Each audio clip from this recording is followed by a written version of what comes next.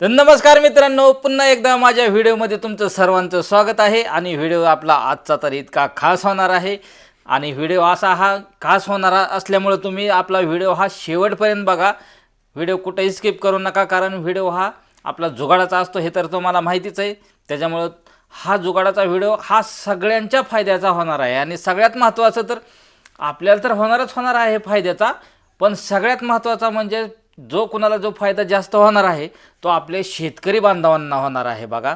त्याच्यामुळे व्हिडिओ आपले शेतकरी बांधवांनी तर शेवटपर्यंत नक्कीच बघा, कारण नक्कीच त्याचा फायदा तुम्हाला होणार आहे. आणि ते कशासाठी होणार आहे ते सुद्धा तुम्हाला शेवटी कळणार आहे की त्याचा फायदा काय होणार आहे. आणि काही कायला तर लगेच लक्षात येईल, जे अनुभवी शेतकरी किंवा जुने शेतकरी आहेत त्यांना तर नक्कीच त्याचा फायदा होणार आहे. त्याच्यामुळे व्हिडिओ नक्कीच तुम्ही शेवटपर्यंत बघा, कारण तो इतकाच फायद्याचा व्हिडिओ आहे आपला. तर चला करूया आपण व्हिडिओला सुरुवात. आणि त्याच्यासाठी तर आपल्याला साहित्य काय लागतंय, तर आपण हे घेतलेलं आहे पानकणसाच्या काड्या आहेत. तर तुम्ही म्हणता पानकणीस काय आहे, तर चला बघूया आपण पानकणीस काय आहे ते. तर बघू शकता मित्रांनो, हे जे पानकणीस आहे बघा, तुम्ही म्हणता पानकणीस कसलं असतं, तर हे पानकणीस आहे. आणि हे कुठं पण उगवलेलं असतं बघा. तर त्याच्या आपल्याला ह्या काड्या घ्यायच्यात. तर हे बघू शकता तुम्ही, वाळलेल्या ह्याला असतात काड्या, वाळलेल्या नसतात. हे वलं आहे आणि हे जे वाळलं आहे ते ह्याला काड्या आहेत बघा. तर आपल्याला ह्या घ्यायच्यात तोडून. ह्याच्यामध्ये काड्या आहेत बघा. तर अशा पद्धतीने आपल्याला ह्या काड्या घ्यायच्यात तोडून, भरपूर अशा 10 काड्या लागणार आहेत आपल्याला. तर चला घेऊ आपण हे तोडून. आता तुम्हाला तर समजलंच असेल का आता हे पानकणीस काय होतं ते तुम्ही बघितलात आता व्हिडिओमध्ये. तर त्यात ह्या पानकणसाच्या आपण तोडून आणलेल्या आहेत काड्या. आणि आपल्याला त्याच्या काड्या किती पाहिजे आहेत, तर त्याच्या काड्या आपल्याला 10 पाहिजे आहेत. आणि एवढ्या लांबक्या नाहीत पाहिजेत, कारण आपण ज्यावेळेस कट करताना आपल्याजवळ कुठलंही साहित्य नव्हतं, त्याच्यामुळे आपण कशाही कट करून घेतल्यात. हे बघू शकता तुम्ही. तर ह्या पानकणसाच्या काड्या आपल्याला कुठेही सहजपणे असं थोडंसं नदी नाल्याच्या किनारी किंवा जिथं कुठं गटर वगैरे साठलेलं असतं, म्हणजे असं सिटीमध्ये आता आहेत का नाही ते माहीत नाही, पण खेडेगावामध्ये तर ह्या काड्या सहजपणे उपलब्ध होऊन जातात. आणि बऱ्याच जणांना माहिती असते हे काड्या. तर चला आपण हे पहिल्यांदा काड्या आपण काय करू, सामान करून घेऊ आणि व्यवस्थित करून घेऊ. त्याच्यासाठी आपण काय केलं आहे, हे ब्लेड पान घेतलं आहे आणि सहजपणे कट होते त्या काड्या. ह्याला काय जास्त ताकद लावायची गरज नाही. तर हे ब्लेड पानने आपण घेऊया कट करून 10ची 10 काड्या.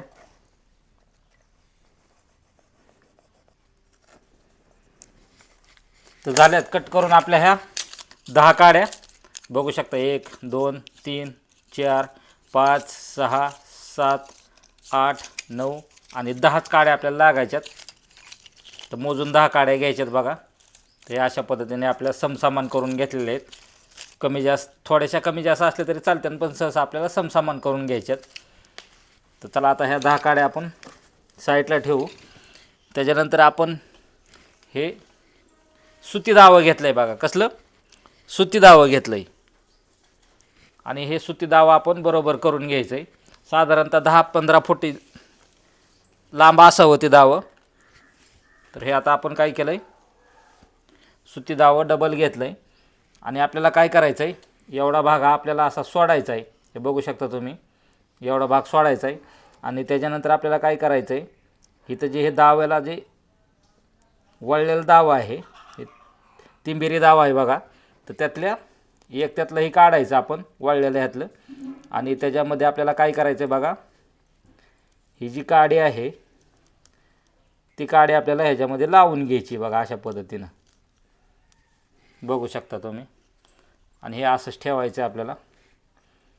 आता त्याच्यानंतर काय करायचं, लगेच दुसरा भाग आपल्याला काय करायचं, लगेच दुसऱ्या वेळेस दुसरा भाग आपल्याला हा असाच सोलून घ्यायचा आहे बघा. म्हणजे हे जे केलेलं आहे आपण हे दुसरं सोलून घ्यायचं आहे. त्याच्यानंतर परत आपल्याला ह्याच्यामध्ये ही दुसरी काडी ओवून घ्यायची. एक एक घरं सोडायच्यात बघा त्याच्यात.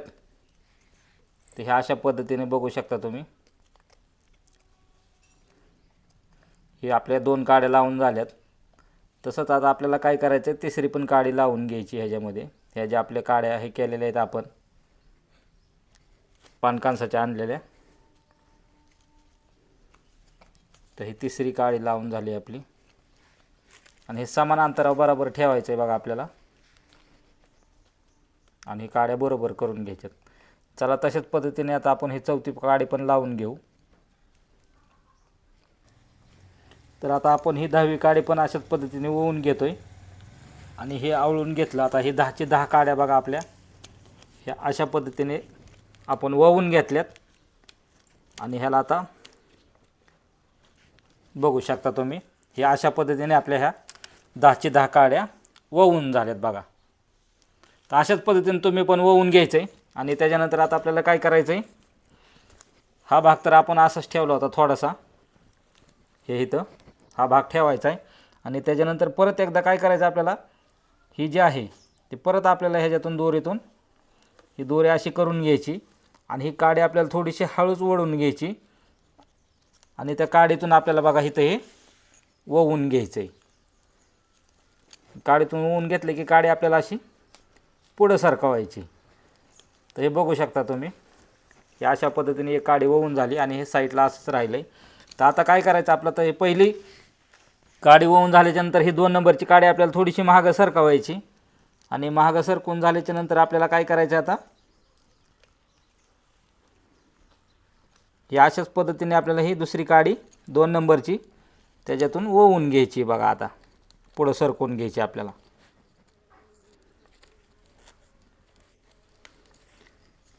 तर बघू शकता तुम्ही ही दुसरी काडी आपली त्याच्यात ओवून झाली आणि हे जवळ घ्यायचं आहे बघा आपल्याला, ह्या ही जी विणलं आहे आपण त्याच्या जवळ घ्यायचं आहे। आता ही तिसरी काडी पण आपल्याला काय करायची, आता थोडीशी पाठीमागं घ्यायची सरकून आणि त्याच्यानंतर ह्याच्यामध्ये आपल्याला काय करायचं, आता ही तिसरी काडी पण आपल्याला अशीच ओवून घ्यायची बघा आणि त्याच्यानंतर ह्याच्यामध्ये आपल्याला ही अशी ढकलून द्यायची काडी आपल्याला।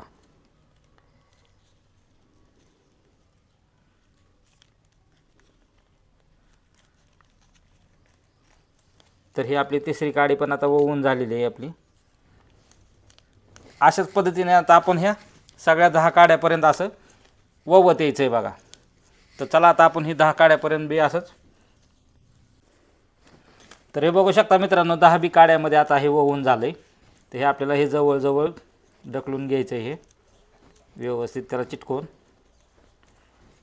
तर आता आपण इकडल्या साईडला आलो आहे, तर आपण ज्या पद्धतीने ह्या साईडला सोडलं होतं त्याच पद्धतीने आपल्याला काय करायचं आहे, इकडं पण ह्या साईडला पण तेवढंच आपल्याला थोडंसं ठेवायचं आहे बघा। ह्या साईडला जसं ठेवलं आहे त्याच पद्धतीने ह्या साईडला ठेवायचं आहे आणि हे घ्यायचं आपल्याला ओवून। आता ह्या साईडने ओवलं होतं आपण, तर आता ह्या विरुद्ध दिशेने ओवायचं आहे आपल्याला आता।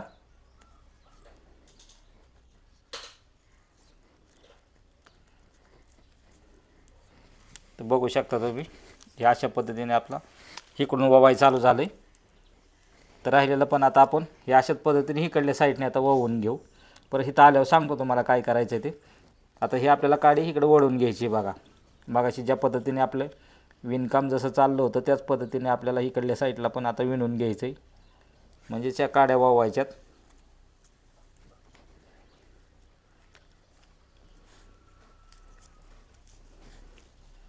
बघू शकता तुम्ही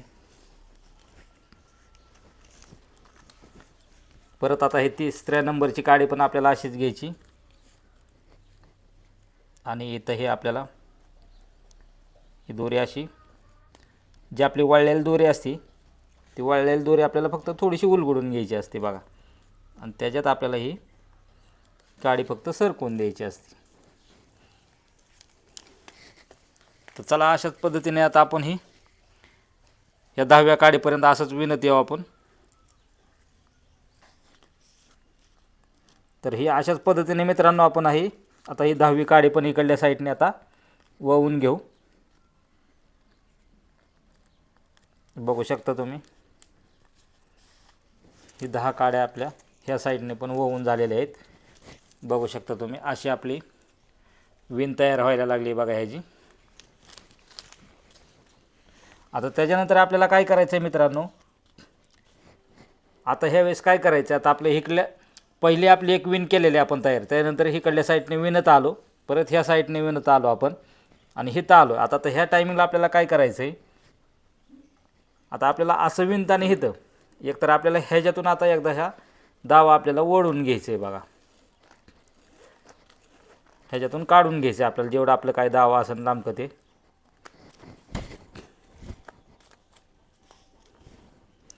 ह्याच्यातून आपण हे काढून घेतलं आहे बघू शकता तुम्ही. आणि आता आपल्याला काय करायचं आहे, हे जे दावा आहे ते एकदा ह्या आपण जे विणलेलं आहे त्याच्यामधून एकदा काढून घ्यायचं आहे बघा. तर हा आपला दाव्याचा म्हणजे दोरीचा टोक आहे, ते ह्याच्यातून घेतलं आहे आपल्याला.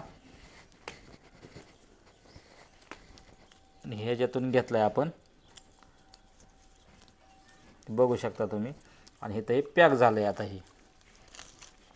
ही भाग इकडे राहिला असाच, हा पण आपला इकडचा भाग इकडे राहिला आहे. आपल्याला ही नंतरची दोरी जी आहे ती इकडची कट करून घ्यायची, ही राहू द्या अशीच.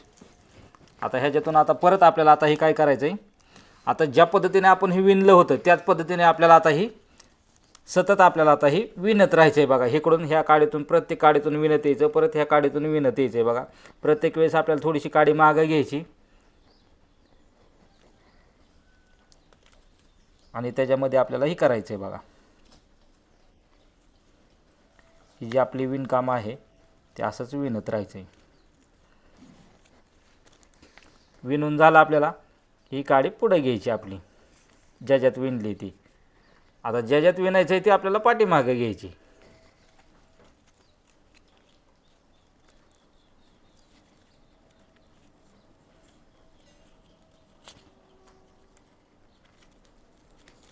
आणि पुढं ढकलून द्यायचे बघा काडी आपल्याला जिथं विणून झाली ती.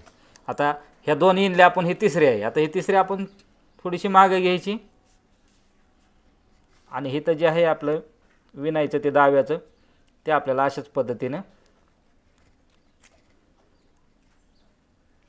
ही करून द्यायचं आहे बघा.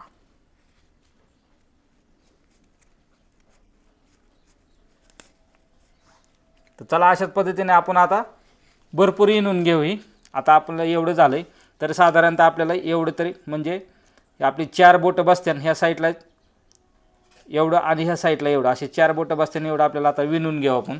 तर चला आता हे सर्व विणून घेऊ. तर बघू शकता मित्रांनो, आपलं सगळं आता हे विणून झाले आणि आपले विणकाम झाल्याच्या नंतर हे बघा आता हे आपली दोरी जी सुताची दोरी होती ती आता कशी अशा पद्धतीने तयार झाली बघा हे.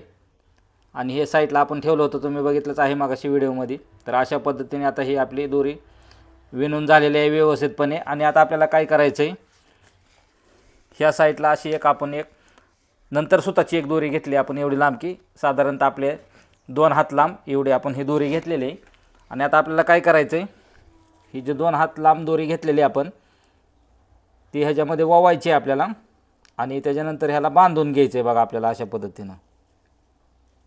हे साधं दावं घेतलं तरी तुम्ही चालतं आहे, हे सुताचं आपलं साधं दाव आहे. आणि अशा पद्धतीने आपल्याला ह्या साईडला ही पॅक करून घ्यायचं आहे बघा.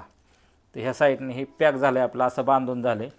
आणि त्याच्यानंतर आपण ही सुतळी घेतली आणि सुतळी आपण काय केली, आता सुतळीचा 1 तोडा भेटतो आपल्याला 1 रुपयाला. तर हे 1 तोडा घेतला आणि त्याचा आपण केवढा घेतला, 1 हाता एवढा लांब का घेतला आहे आणि डबल केला आहे त्याचा.